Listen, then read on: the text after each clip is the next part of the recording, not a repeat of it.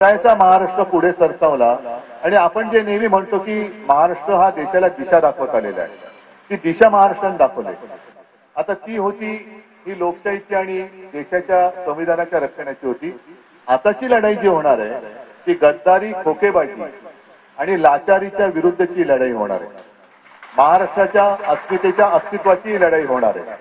आणि पुणे म्हटल्यानंतर पुणे क्रांतिकारक, विचारवंत हे सगळ्यांचं विद्येचं माहेरघर आहे.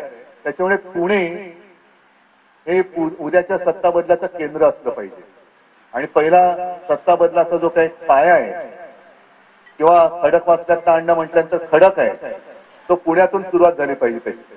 आणि लवकरात लवकर, कारण मी सुद्धा बरेच दिवसात पुण्यात आलेलो नाही, मध्ये लोकसभेच्या निमित्ताने आलो होतो, तुमच्या तिथे आलो होतो वाटतं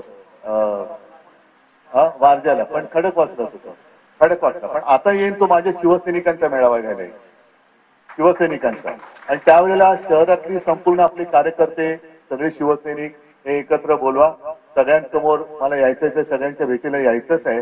पण तूर्त वसंतराव, तुम्हाला आणि तुमच्या सगळ्या सहकार्यांना शिवसेनेत पुन्हा सामावून घेताना मला नक्कीच आनंद होतोय. आणि तुमच्या माध्यमातून शिवसेना ही आणखी कित्येक पावलं पुण्यामध्ये पुढे जाईल. आणि तो जो एक काळ होता, पुण्यात एका काळी आपले शिवसेनेचे 5 आमदार होते, 5 आमदार होते आपले शिवसेनेचे. तो काळ पुन्हा आणायचा आहे मला. पुन्हा पूर्णपणे शिवसेना आणि भगवामय करायचं आहे.